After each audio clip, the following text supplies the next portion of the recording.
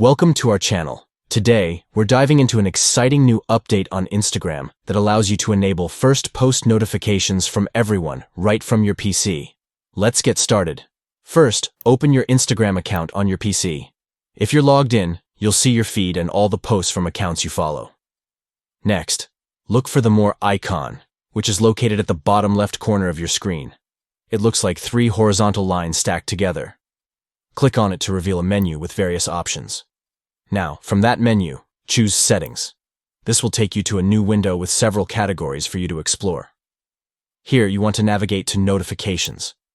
Once you're in the Notifications section, click on Push Notifications. This is where you can customize how you receive updates from Instagram. Now the fun part. Under the category labeled Comments and Likes, you'll see a variety of options. To enable notifications for first posts from everyone, select From Everyone. This means you'll be notified whenever anyone you follow makes a new post, ensuring you never miss out on their latest content. And that's it. You've successfully enabled first post notifications from everyone on Instagram.